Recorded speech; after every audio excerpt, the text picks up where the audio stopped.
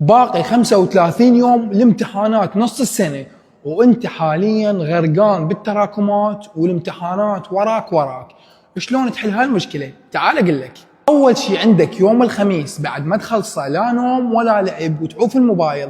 شو تسوي بيوم الخميس منه ورايح؟